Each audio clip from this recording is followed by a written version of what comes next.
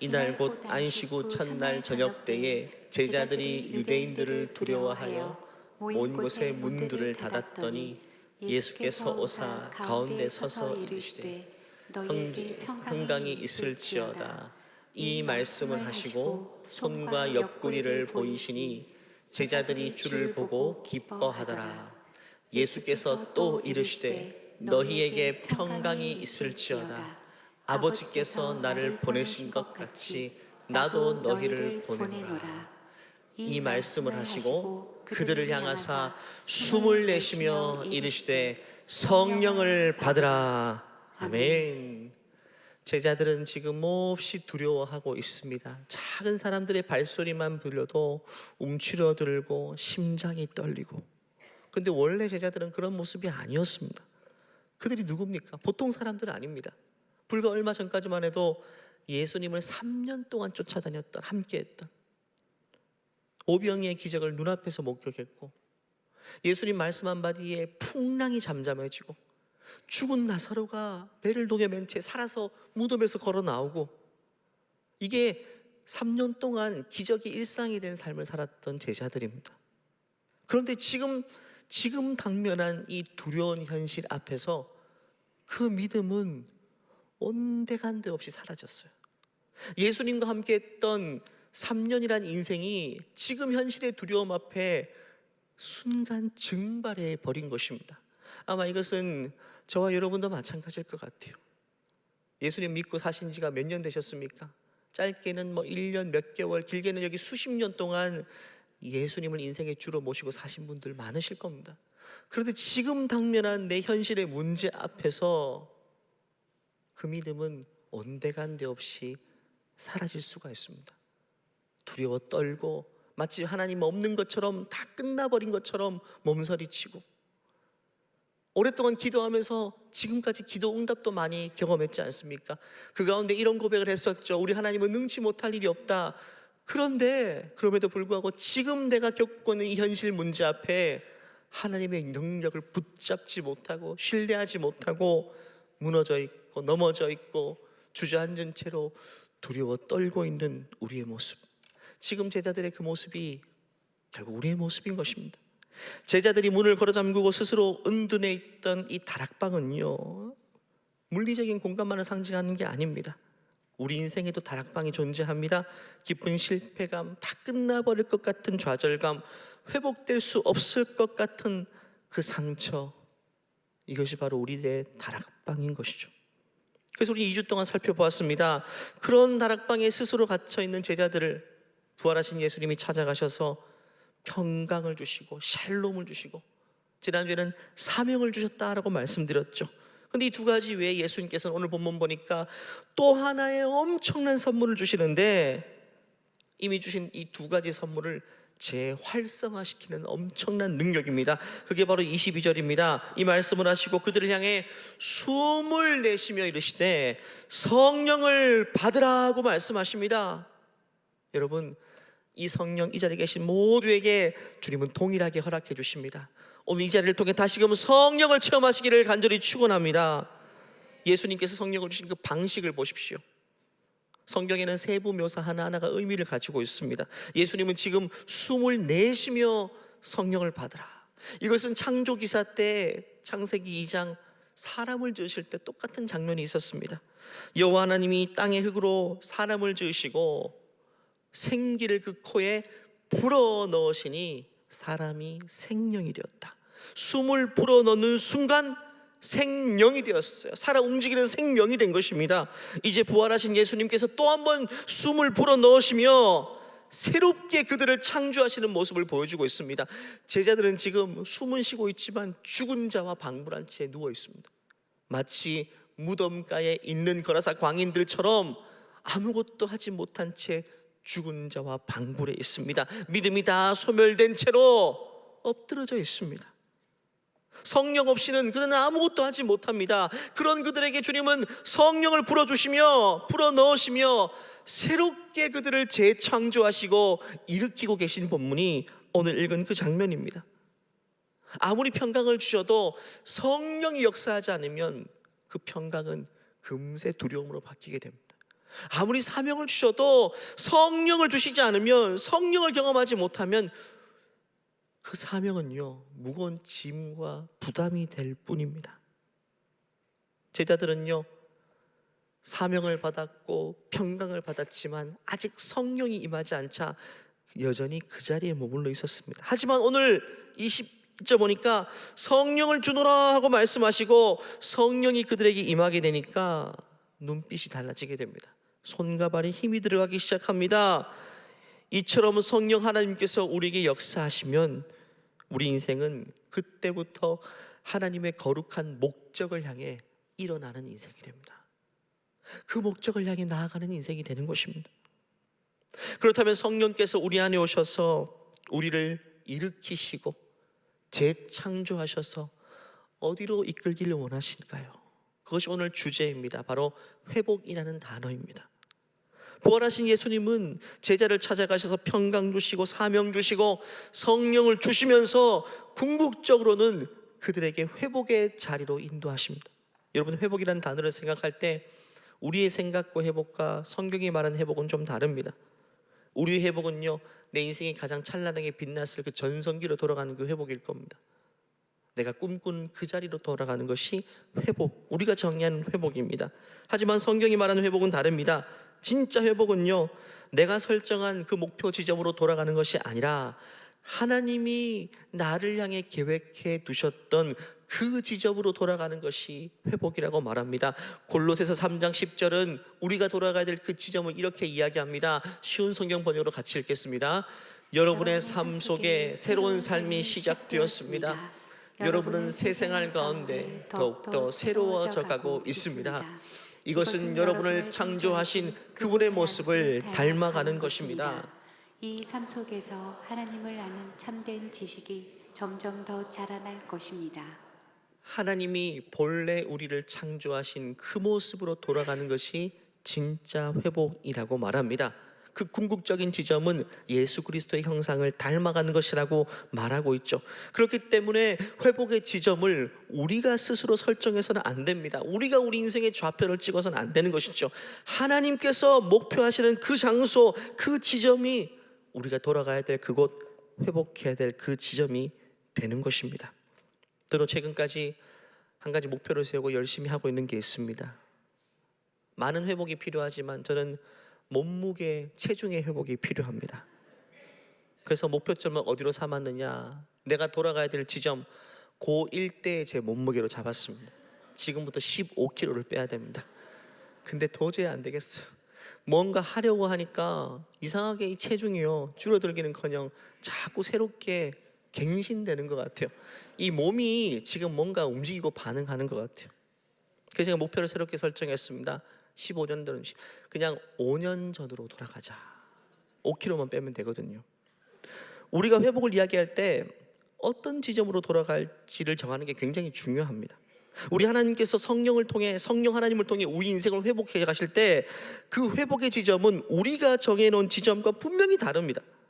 구약 성경 출애굽기 말씀 보면 이스라엘 백성들이 광야에서 출애굽한 다음에 광야 여정을 지날 때에 그들은 돌아가고자 했습니다.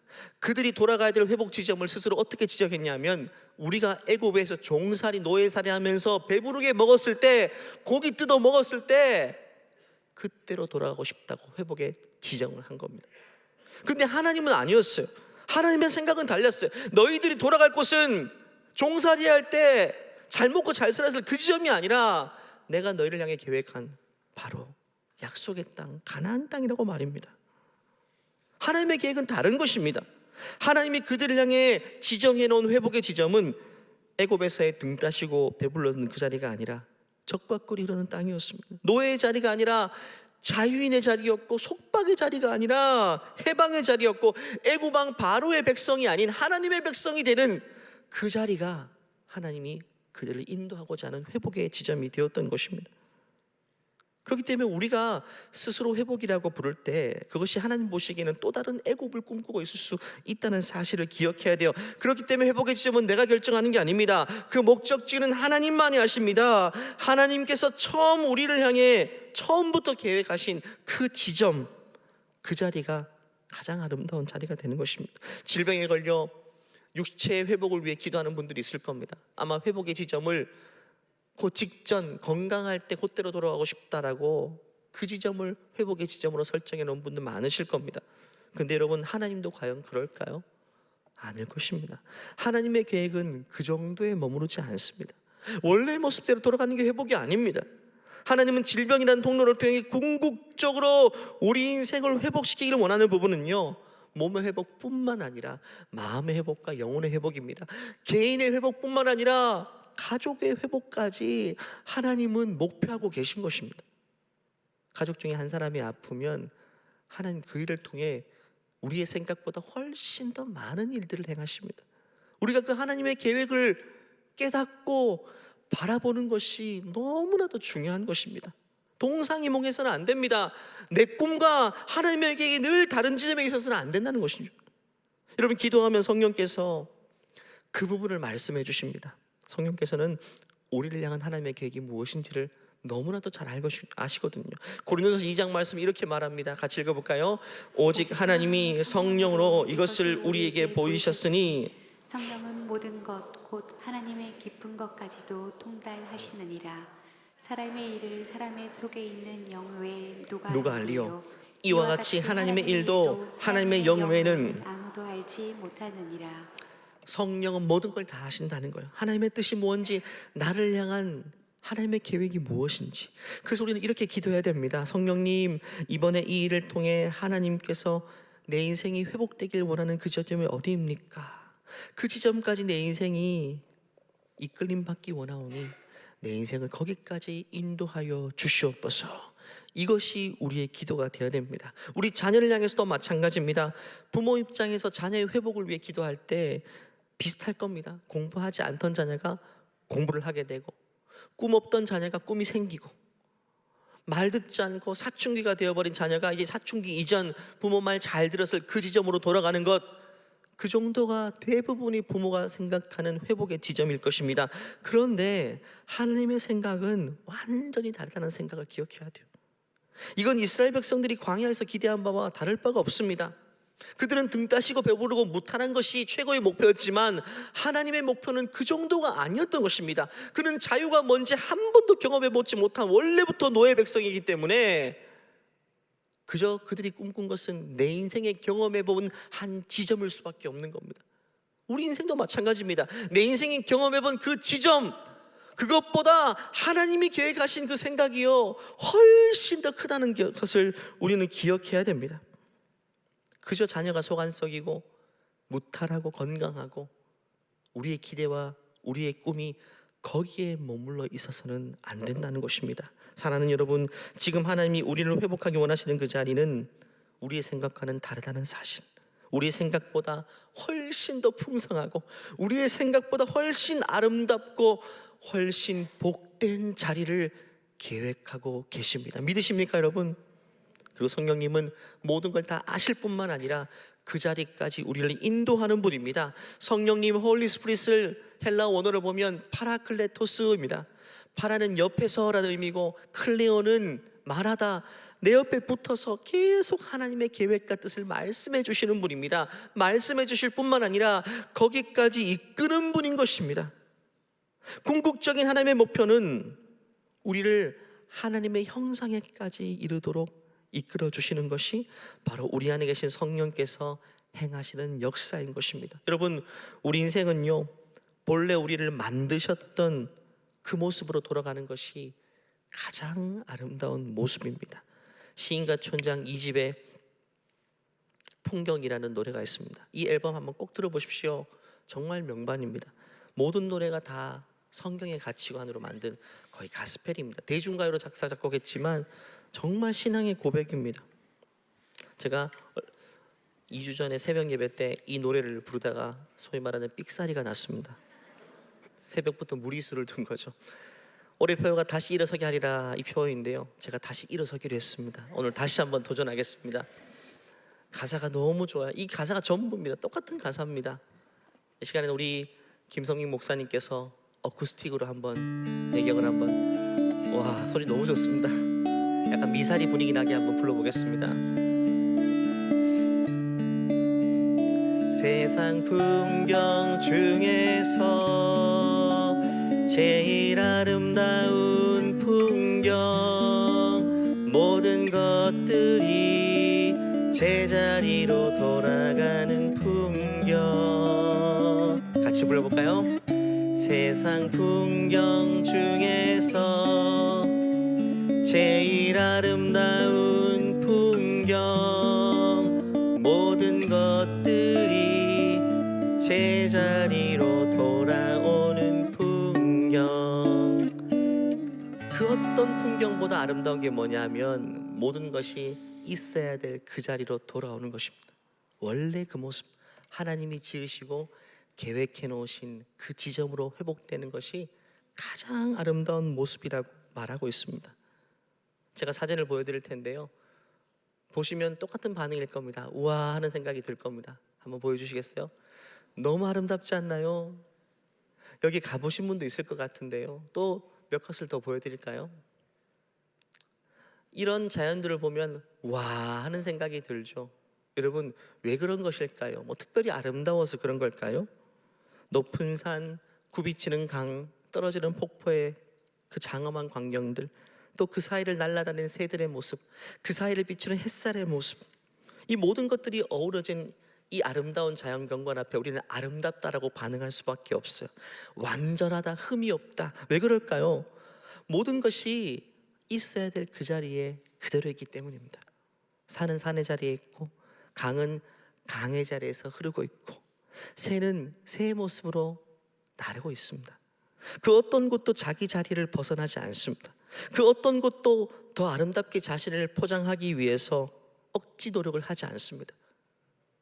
그 어떤 자연의 일부분도 남들과 더 멋있는 모습, 더 아름다운 모습으로 군림하기 위해서 또 다른 자연을 짓밟고 올라서서 이 자리를 훼손하지 않습니다. 다 있어야 될 자리에 적재 있는 겁니다. 그럴 때 우리는 아름답다라고 말하는 겁니다. 우리 인생도 마찬가지입니다. 하나님 우리 각자를 향한 디자인이 있습니다. 그 자리에 놓여 있는 것이 가장 아름다운 풍경이 되는 것입니다. 아무리 여러분 유능한 작가가 방금 보여드린 그 풍경 위에 자신의 그림을 덧칠한다 할지라도 그 그림이 더 아름다워질 수 있을까요? 아닙니다. 뭔가 아무리 잘 그려봤자 그건 훼손이란 단어가 어울릴 뿐입니다. 훼손되는 겁니다. 구원의 교리 중에 성도의 견인 교리가 있습니다. 구원받은 성도가 하나님의 은혜와 성령의 역사로 끝까지 보존되어 구원을 잃지 않는다는 교리입니다. 하나님의 택한 백성을 하나님이 절대 포기하지 않는다는 거예요. 그 목표한 지점까지 회복시키시고 이르게 하신다는 겁니다. 우리가 견인차 같은 걸 보죠. 퍼져버린 자동차, 시동조차 걸리지 않는 그 자동차는 견인차가 와서 업어가지고 목표한 지점까지 가지 않습니까? 마찬가지입니다. 하나님께서 성령을 통해서 우리 안에 그 일을 행하고 계십니다. 오늘 예수님께서는요, 퍼져버린 자동차와 같이 시동조차 걸리지 않는 스스로 움직일 수 없는 제자들의 모습, 다락방에 갇혀있는 그들의 모습 가운데에 찾아가셔서 성령을 불어넣어 주십니다. 그때 성령이 임하게 되자 제자들은 깨닫게 돼요. 우리가 머물러야 될 자리가 이 자리가 아니구나. 하나님이 계획하신 자리가 이 다락방이 아니구나. 절망의 자리가 아니구나. 두려움의 자리가 아니구나. 그때 깨닫게 돼요. 예수님이 생전에 제자들에게 자주 말씀하신 게 있어요. 내가 너희를 향한 계획한 지점이 바로 이 지점이다. 마태복음 4장 말씀 한번 볼까요? 우리가 잘 아는 말씀일 겁니다. 읽겠습니다. 갈릴리 해변에 다니시다가 두 형제 곧 베드로라 하는 시몬과 그의 형제 안드레가 바다에 금을 던지는 것을 보시니 그들은 어부라. 말씀하시되 나를 따라오라. 내가 너희를 사람을 낚는 어부가 되게 하리라 하시니 그들이 곧 그물을 버려두고 예수를 따르니라. 예수님 제자들 처음 만났을 때부터 분명히 말씀하셨어요. 내가 너희를 향해 계획해 놓은 그 지점은 지금처럼 물고기 낚는 어부가 아니라 사람 낚는 어부.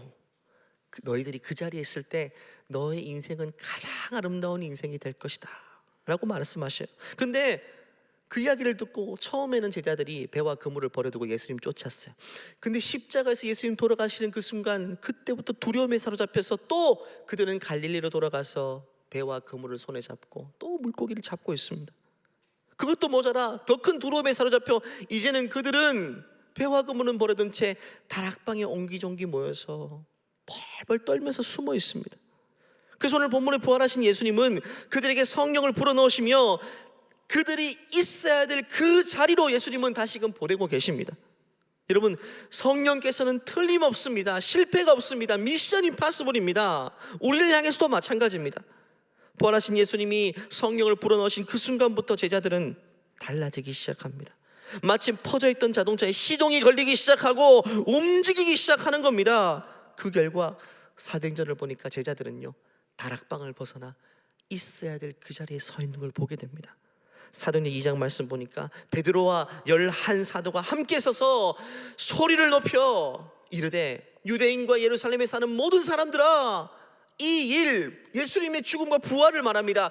부활을 너희로 알게 할 것이니 내 말에 귀를 기울이라 라고 이야기합니다. 얼마 전까지만 해도 다락방에서 물을 걸어 잠그고 있던 두려움에 떨던 베드로, 나는 예수님 모른다 맹세까지 하며 3번씩 부인했던 베드로, 지금 그는 어디에 서 있습니까? 더 이상 다락방이 아닙니다.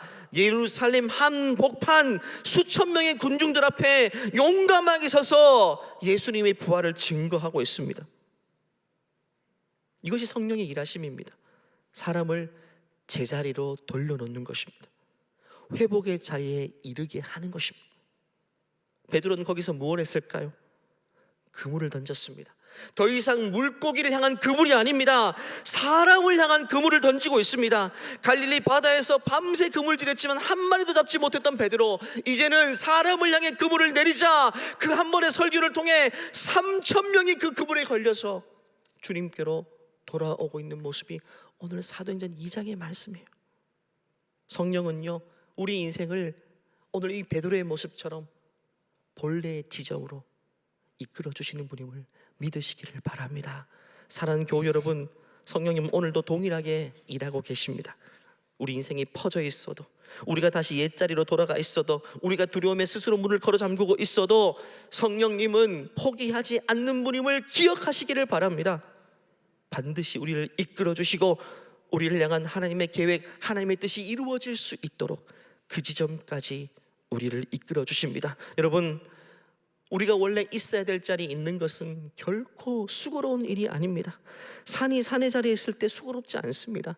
강이 강의 자리에서 흐르고 있을 때 힘들지 않습니다. 우리가 인생이 왜 힘들고 왜 번아웃되고 그럽니까?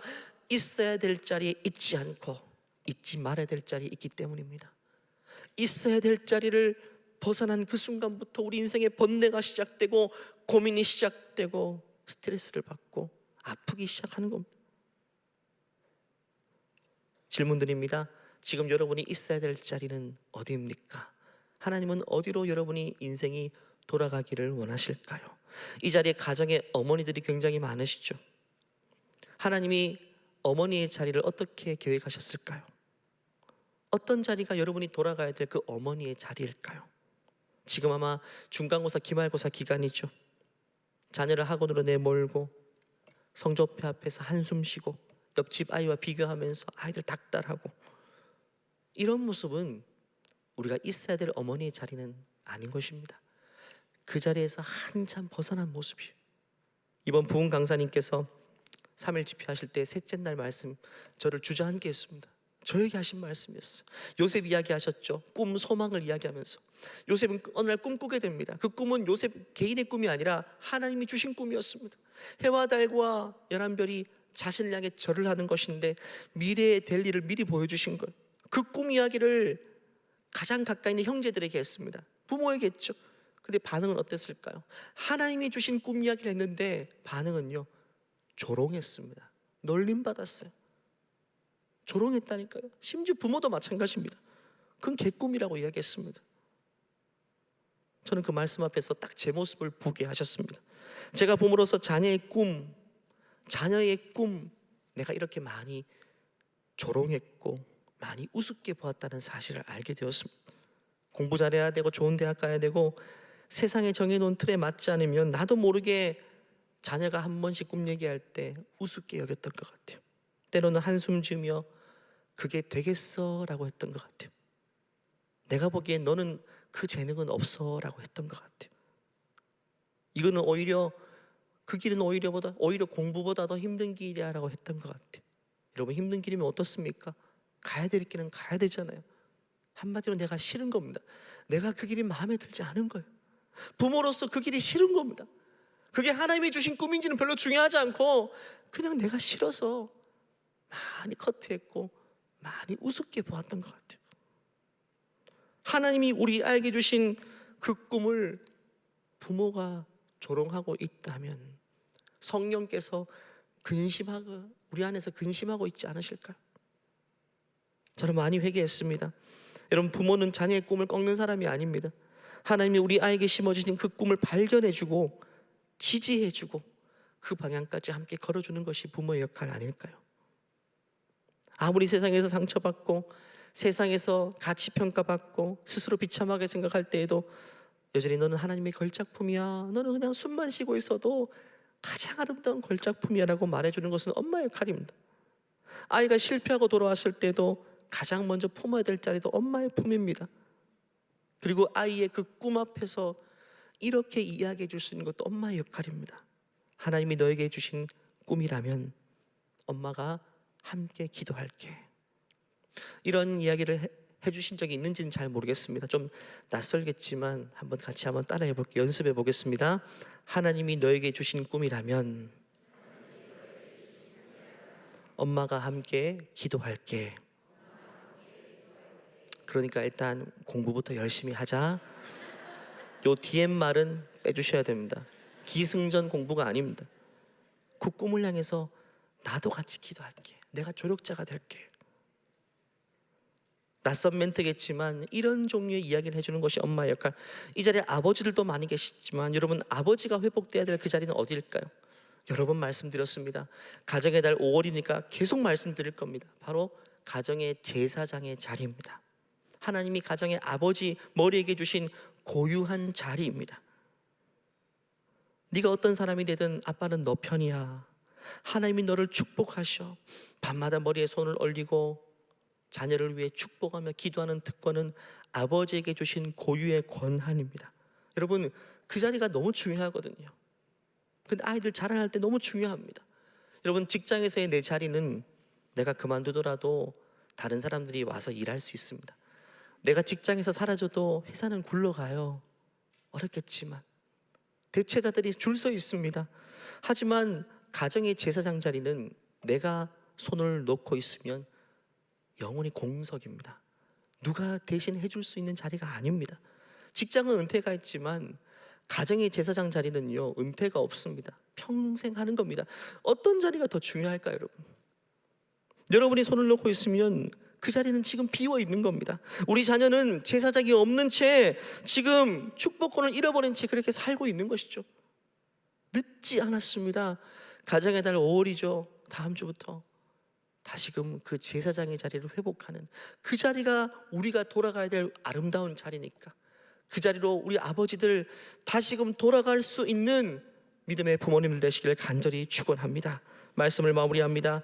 우리 자녀들도 돌아가야 될 지점이 있습니다. 이 무한 경쟁 사회 속에서 아이들이 진작부터 자신의 길을 벗어나서 향막 없이 떠도는 인생이죠. 우르르 몰려다닙니다. 하지만 결국에는 성령이 우리 아이를 주장하시면 하나님은 우리 자녀의 인생을 지금은 돌고 돌고 하겠지만 언젠가는 있어야 될 그 지점으로 회복시킬 것이라는 그 믿음이 우리 부모님에게 있어야 됩니다. 성령님께 여쭤보십시오. 하나님, 우리 자녀를 향한 계획이 무엇입니까? 지금은 벗어나 있을지 모르겠지만 결국에는 그 지점으로 돌아갈 수 있도록 성령님 이끌어 주시옵소서. 이것이 부모로서 우리의 간절한 기도가 되어야 될 것입니다. 말씀을 마무리하며 빌립보서 1장 6절을 마치기 원합니다. 우리 하나님은 실패가 없으십니다. 시작. 너희 안에 착한 일을 시작하신 이가 그리스도 예수의 날까지 이루실 줄을 우리는 확신하노라. 우리는 이룰 수 없습니다. 우린 욕심이 많거든요. 가고 싶은 대로 가거든요. 살고 싶은 대로 살거든요. 그런데 우리 하나님은 포기하지 않으십니다. 우리의 생각을 꺾고 우리의 고집을 꺾고 우리의 욕망을 꺾고 다시 이렇게 세운 다음에 결국에는 우리가 있어야 될 그 자리로 이끌어 주시는 것입니다. 오늘 이 예배를 통해서도 하나님 우리에게 그 일을 행하고 계신 것입니다. 가정의 아버지들이요, 어머니들이요, 또 자녀들이요, 가정의 달 5월 모두가 각자 있어야 될 자리로 돌아가, 그것이 가장 아름다운 풍경이 되는 믿음의 가정들 되시기를 간절히 축원합니다.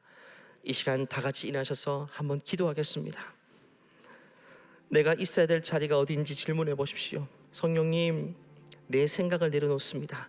나도 나름대로의 계획이 있는데 그거 이제 내려놓습니다. 근데 욕심이라면 인정합니다. 이제는 하나님, 주님의 뜻을 알기 원합니다. 성령님 말씀하여 주시옵소서. 내가 회복될 자리는 어디입니까? 나는 어떤 자리로 돌아가야 됩니까? 제가 본래 있어야 될 그 아름다운 자리는 어디입니까? 나로 알게 하여 주시고 그 나라를 꿈꾸게 하여 주시고 그곳을 향해 나아가게 하여 주시옵소서. 특별히 자녀를 위해 기도하십시오. 하나님, 우리 자녀의 인생, 지금은 향방 없이 떠도는 인생이지만, 지금은 길을 찾지 못하고 있지만, 언젠가는 성령의 강권적인 역사를 통해 있어야 될 그 자리, 가장 아름다운 자리, 가장 복된 자리로 돌아가게 하여 주시옵소서. 주여 외치고 간절히 기도하겠습니다. 주여, 하나님 아버지, 오늘 이 말씀을 통해 다시금 알게 해주심을 감사합니다. 성령님, 우리 안에 계신 성령님, 알게 하여 주시옵소서. 보게 하여 주시옵소서. 우리가 돌아가야 될 자리는 어디입니까? 우리가 회복돼야 될 그 지점은 어디입니까? 하나님, 하나님의 모든 생각을 꿰뚫어 아시는 성령님, 우리에게 말씀하여 주시옵소서. 그러기에 우리 욕심을 내려놓습니다. 우리 욕망을 내려놓습니다. 내 꿈과 내 계획을 내려놓습니다. 주의 뜻을 우리 인생 가운데 이루어 주시옵소서. 하나님, 우리 자녀 인생을 축복하여 주시옵소서.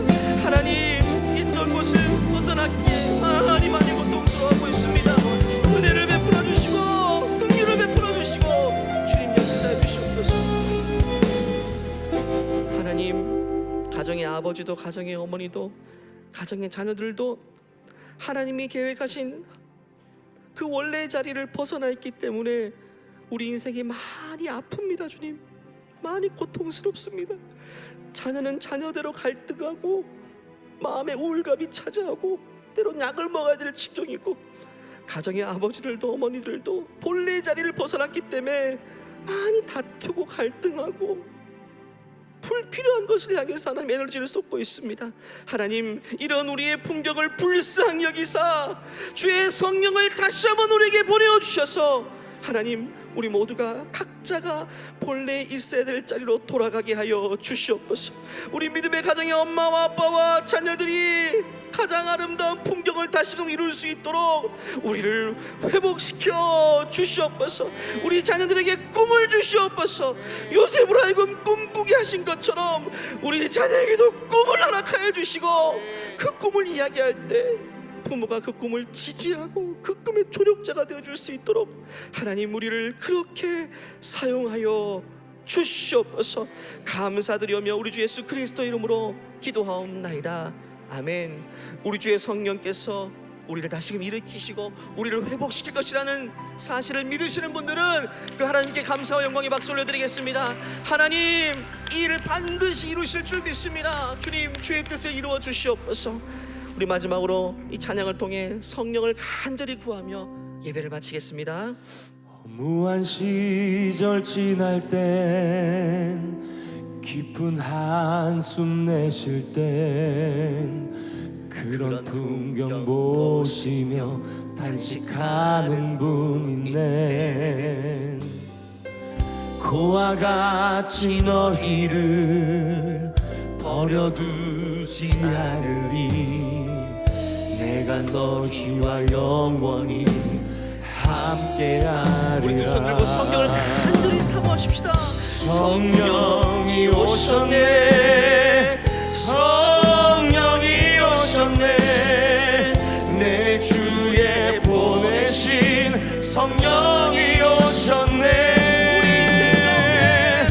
우리 인생 가운데 친히 찾아오셔서 그 나라 꿈꾸게 하시네. 성령이 오셨네.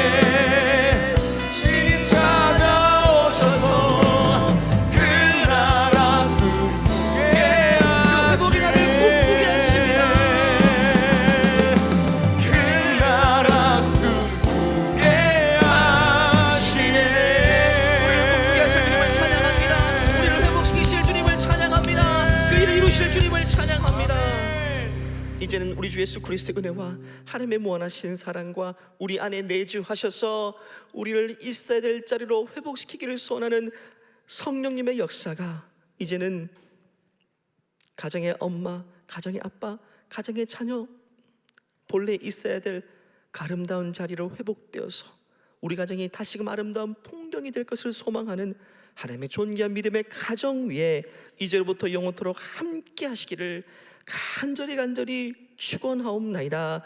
아멘.